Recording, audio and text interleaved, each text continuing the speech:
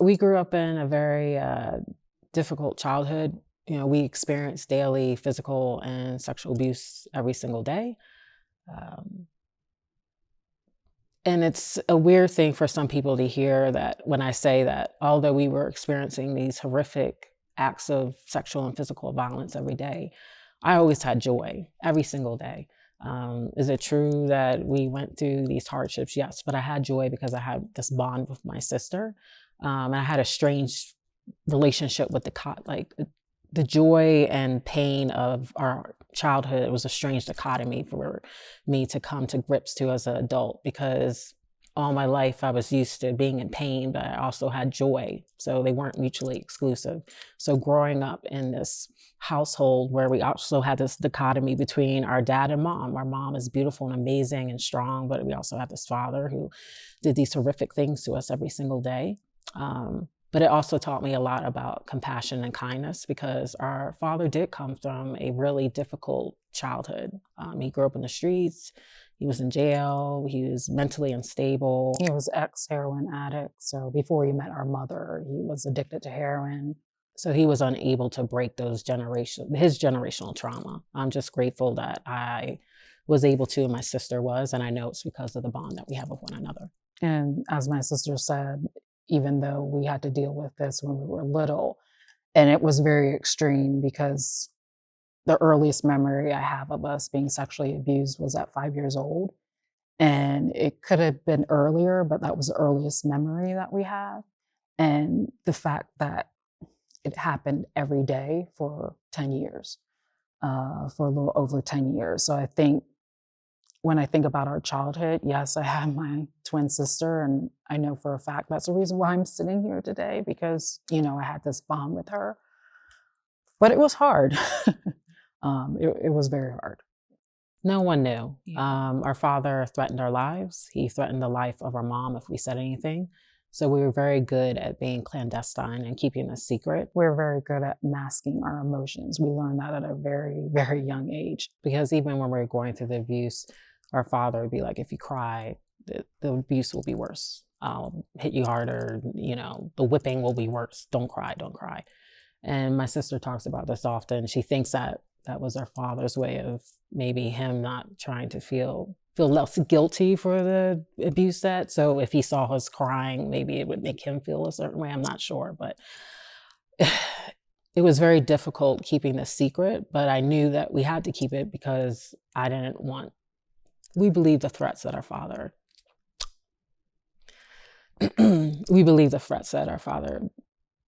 sorry.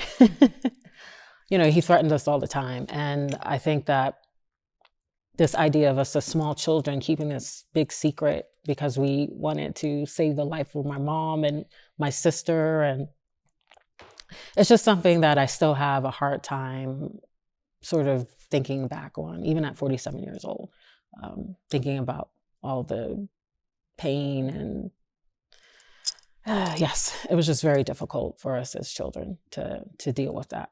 But I think like our coping mechanism was each other. We had positive and negative ones. Right. So, our coping mechanism when we were little was our bond that we had with each other. I know for me, like I didn't realize it until I was an adult, that seeing someone that looked exactly like me, but pushing through to the next day, I didn't realize how impactful that was on me as a little girl and a teenager and a young adult.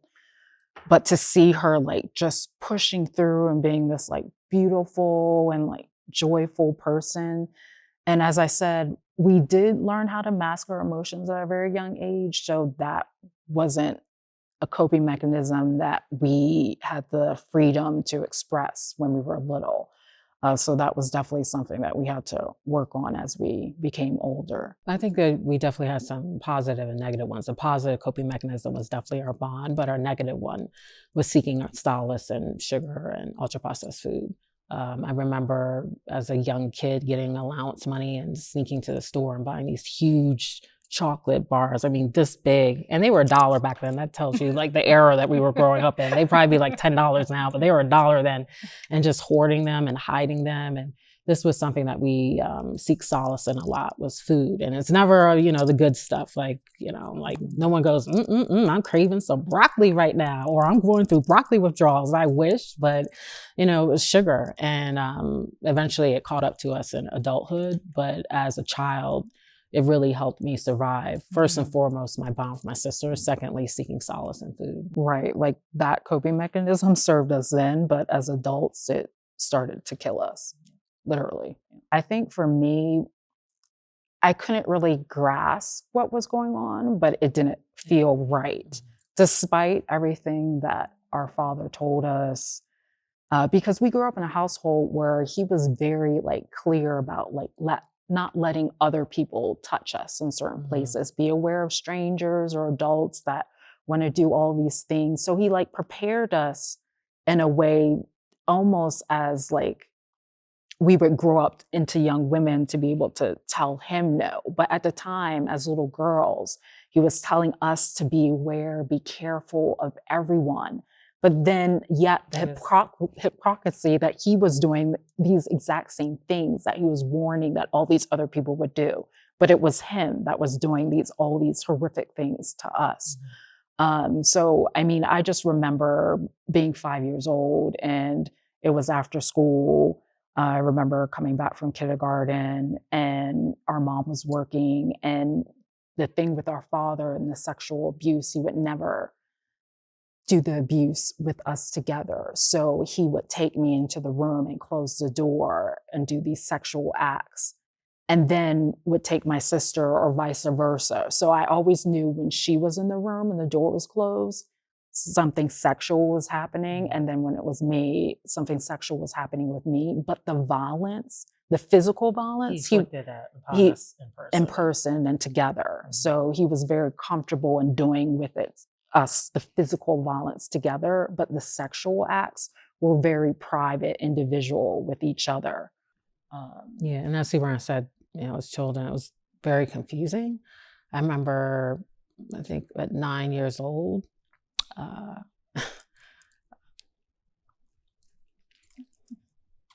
our father tried to rape me, and there was no penetration because I kept saying no. I remember saying, no, Dad, no, Dad. And he stopped. He listened to me, thank God, but did everything else over the years. But I'm very thankful that was something that I didn't have to experience. And I always think about children that actually go through that every day. I think that having this bond with my sister was definitely a life-saving experience for me, because I definitely had suicidal ideation as a child. And I can say quite clearly that if I didn't have this bond that I have with my sister, I wouldn't be here today. As of today, we don't have a relationship with our father, and I feel very comfortable in saying I will never have a relationship with my father ever again. But I have forgiven him, and I feel like that is the biggest gift that I could give to him, is the act of forgiveness. But also, my love language is boundaries. And unfortunately, because of the severity of everything that he did to us, those are the consequences of his actions. But I am grateful that he was my father. And it might sound strange to say that, but I know that I wouldn't be the woman I am today without him. I mean, that doesn't excuse anything that he did, but I had to forgive him to forgive myself, because essentially he is a part of me. I don't know. My sister and I think differently about this. I don't know if I feel grateful that he was our father, but I definitely feel grateful for the lessons that he taught us, because it's true that someone can show good and evil. And I think that we saw that in our father just because of the way that he grew up. And like I said, he was unable to break his generational trauma. But I am grateful for the lessons that he did teach us. And one of those lessons was to always have one another's back, no matter what. And I think that really stood the test of time as adults, as we're sort of still learning and striving through trying to heal and find better avenues to become healthier. I think because my health really Really hit rock bottom last year, just a year ago. But I think that this bond that we have is really showing me the way, because my sister has been quite healthy for the past 9 years, and her story has really inspired me. But it's a journey, that's for sure. But the relationship with our mother is fantastic. We call her our third triplet. She's a triplet. Yes. Yeah, she's our triplet. And we actually didn't tell our mother all the things that were happening to us until we were 18. So by this time, our parents were separated and they had no more communication. They weren't living together. And then our mom actually, she had our father committed because he was saying things like he was going to kill himself. So she had him committed in a psych ward. And I remember like us visiting him after school. And it was, what was that? The one that flew over the cuckoo's nest? Yeah. That's what it felt like, going to those wards, visiting him.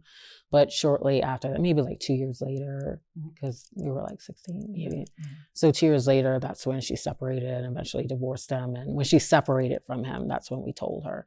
And I remember the first thing she said was, "Why didn't you tell me?" And it wasn't like accusing us. It was her saying, like, I would have left the situation immediately. And I tried to provide some comfort to my mom and tell her there's no way that you could have known. There's no way you could have known. Because our mom deserves grace and kindness. It's really difficult for some people to hear. They'll be like, "Oh, there weren't any signs. How could your mom not know?" I was like, "Ooh, take a step back. That's a mother you're coming for." And also too, she took such great care of the family. She was so dedicated and so loving and compassionate. I'm just thankful every day that we have her as a mom. So how old were you both the first time you had any kind of support, like professional support? But the first time I actually sat down and felt comfortable speaking to a therapist was about 2 years ago. And I can honestly say that, well, I used to think, because I was like, oh my gosh, because I remember leaving the session and thinking, why did I start this earlier? But I realized I wasn't in a place to start therapy then, because I wasn't ready to be 100% honest. As I mentioned before, my sister and I, we didn't speak about the abuse with each other. We knew that it happened, but we never spoke about it. And I think when I was 30, so 37, 38, so I was just turning 38, I had my first psychedelic. It was an 8-hour sound meditation session, and it was a mix of psilocybin and MDMA. And after that session, which was profound and transformed the trajectory of my life, I called my sister and we spoke about what happened for the first time. And I was almost 38 years old. Well, because we're twins. Mine was a year ago, so not too shortly after Cipriana was 45. So a year ago was the first time I had a session where I was speaking to a professional. But it was in conjunction with ibogaine. But I also want to say that I feel like my sister's relationship is my therapy over the years. When we started talking about it at 38, there's this great book that I always like to quote called What Happened to You by Dr. Bruce P. Perry and Oprah Winfrey. And it talks about childhood trauma. And she has this quote where she says that Oprah says she never went to therapy over the years because she felt as if her best friend, Gail, was a therapy, someone that she could talk to anytime, no matter how many times a day, how many times a week. So that's the relationship I have with my sister. So albeit I didn't have professional therapy session until I was 47, I would say, 46. I would say that at 38 years old, when we started talking about it all the time, that was like therapy for me. TK, was there something that initially held you back from exploring psychedelic-assisted therapy when your sister started it? Yes. Growing up, our father was very adamant about us not doing drugs. And I believed all the stigma that surrounds psychedelics. I believed that they were just hardcore drugs. And, even when my sister would tell me about her experiences, I was like, girl, you're in the forest listening to music and people banging on pots. What's going on here? You're taking drugs. So I had this sort of perception of psychedelics that a lot of people believe when it comes to the stigma. But I was always open-minded. I never judged. But we felt the exact same way before I had my first session. Like even going into my first session, I told who's my partner, who introduced me to it, so someone that I very much trusted. he told me about what the experience would be like. And I said, I don't feel comfortable in partaking in any drugs. I call it medicine now, but I said, I'm not doing any drugs. I'll partake in the music and the sound. That sounds wonderful, but I'm not touching any drugs. And he was like, of course, whatever you feel comfortable with. So yes, we grew up in a household that was adamant against us using any kind of drugs. But over the years, over the course of the last 8-9 years of my sister's experience with psychedelics, I began to see her transform in a way that was deeply inspiring to me. Also, too, I was so incredibly proud of her journey, but really disappointed in myself because she was soaring in a way that I was unable to. Even though I really wanted to join her on that journey and see the way that she was transforming, I just couldn't. But I knew that it was closely aligned with her journey with psychedelics, and it was deeply impactful to me, maybe even on some sort of subconscious level. But over the years, I just was like, it's not for me. A year ago, that changed for me, and it was with ibogaine. How did you initially get introduced to psychedelics and plant medicines in general? So as I mentioned before, my partner who I'm with, very beautiful man. So he introduced me so he has really two good friends, and one of his friends, it was a couple, they went to Burning Man, and I was like, oh, Burning Man. I had very misconstrued ideas of what like psychedelics could do in a very healing, safe setting, which I never really thought about. Like I've always seen movies, I thought like Woodstock and 70s, like the rave scene and partying and like, ecstasy and people touching each other. Like I just had all these very misconstrued ideas of what psychedelics could be. So when he was like, oh, I have a good friend, he went to Burning Man, and there was a facilitator there that did a very large group session, and everyone was talking about it, like how transformative and how healing it was. And so he was actually he was able to set up an appointment with my partner and I, and then him and his girlfriend. So it was the four of us that went to, it was an 8-hour sound meditation. So it was, as I mentioned before, a mix of psilocybin and MDMA. And I spoke to the facilitator and I said I wasn't comfortable in doing any of the, drugs. And he was like, oh, that's completely fine. Like do what you feel comfortable, but let me explain, let me just sit down and talk with you all about, what's going to happen. So he actually sat down with us for 3 hours before our 8-hour sound meditation, talked about the history, how psychedelics can work and like healing, the healing capacity, showed us like research and graphs and like brainwave patterns and neuroplasticity. And I was blown away. So after he was finished, because for me, as my sister said, we're not judgmental people, but I'll be like, oh, I'm not doing it. But if you give me enough of like the factual information, like I'll be like, okay. We're nerds. You have to give us information. Yes, yeah. So I was like, you know what? I'll try just a little bit. So after he was done, I remember we went into the sound meditation. And I remember the first feeling I felt, it was two feelings I felt: relaxation and fear. So the fear was the unknown. So there were a lot of things that were happening during that session. And I remember the one thought that kept going through my head then almost the entire time, almost for 8 hours, was this one line that was on loop, and it said, let go. And I didn't realize, but I know that's something that I have been holding on to ever since I was a little girl, because it kept saying, let go, let go, let go, let go, all the way on repeat. And I felt this surge of fear. Like it was so strong. And then I think maybe 2 hours prior before ending, I was like, okay, I'm going to let go, because I think being sexual assault survivors, not having control of your environment, because that's how you feel safe. Like, even till this day, I walk into a room and I'm like, okay, where's the exit? If something, it's a survival. I don't think will ever leave me, but that's okay. I'm still working on a lot of things. You always like to say we're healing. We're never healed, because healing is something that you can constantly evolve and learn from. So I have no shame in saying that we're still healing, and it's a lifetime commitment for us. So when I was saying let go, and then finally I decided to let go, I also wanted to mention as well, during this session, I was also crying the entire time, but it wasn't a wailing. We had like our eye mask on and everyone was in their own journey, but tears were just flowing down my face. So between these lines of let go, and then I was like, also like, why am I crying so much? And then a voice in my head was like, oh, you're crying because you weren't able to cry as a little girl. And then it clicked. And I was like, I've been holding on. So I had my first session, almost 38. I've been holding on to all these emotions for decades, not realizing all this was stuck in my body. So then when I was releasing the tears, and then I finally started to be like, okay, I'm safe, and I started to let go,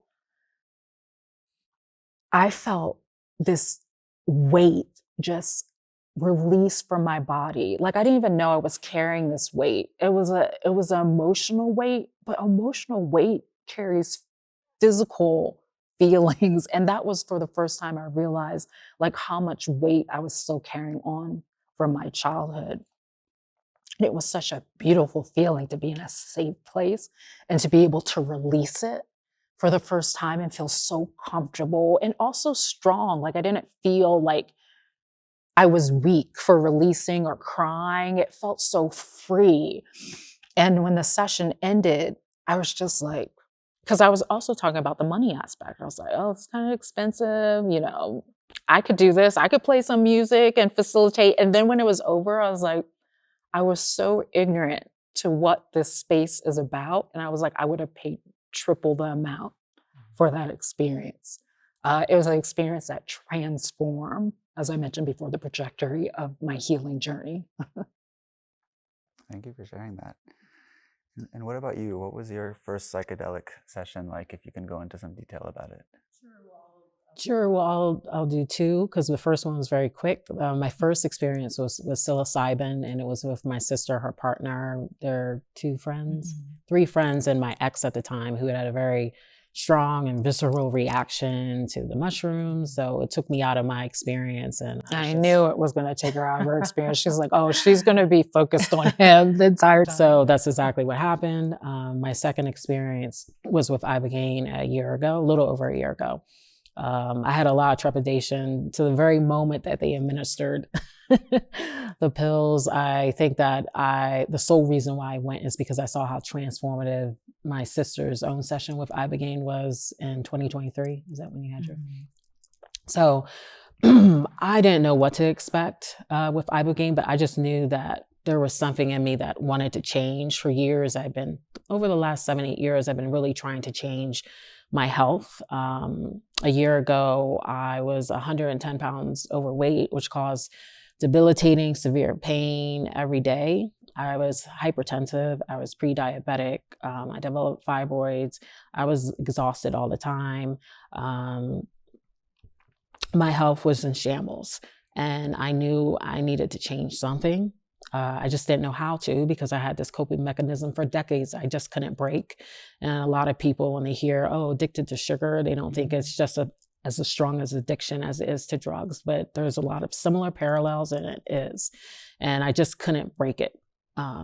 So when I had my session with ibogaine, what they'll tell you, I had it at a facility called Beyond, this great facility, and they tell you to set an intention, but no expectations. So my intention was healthier body, healthier body, healthier body. After I came out of my 12-hour session, TMI, I had to use the bathroom a lot. But I felt like I was purging all this toxicity from my body. And I said that even though physically I was the heaviest I had been in my life, it was the lightest I'd ever felt. And I had this epiphany, and I said that for years, as children, we were still acclimated to abuse, that was our norm, that I didn't recognize that as an adult, I had become my own perpetrator, and I was perpetuating this abuse because it felt normal. So I didn't realize that I was continuing the abuse through food and abusing myself in this way, because abuse was normal, and anything other than that would have felt abnormal. And I was like, aha, So it was like a light went off. And I said, okay, I'm not eating this way anymore. I was like, what? I never felt this way in decades. I was like, okay, I'm not eating this way anymore. And I left Mexico, went home. I didn't drastically cut out refined sugar and ultra processed food. I eliminated it. And it seemed so simple. And I was like, oh my God, what is this? And for the past year, I completely changed my lifestyle, started doing all these integrative practices. And after my session, actually, when I was in Mexico, I called my sister and I said, I get it. I get it. Yeah. And I actually, when I got off the phone, when she called me, I was like talking to my partner and I start crying because I was like, she finally gets it. I had only been talking to her about like 8 years. But the funny thing is like, you know, she just wasn't ready, but she always was ready to listen, even though she'd be like, okay, girl, you know, you had an ego death. And I was like, she was like, okay. But I always have that relationship where I always have someone that listens, no matter what. Like anytime, any day, no matter how many times. Even if we don't have the same sentiments or may not agree with one another, we always extend each other grace, compassion, and a listening ear. So I know how powerful that is.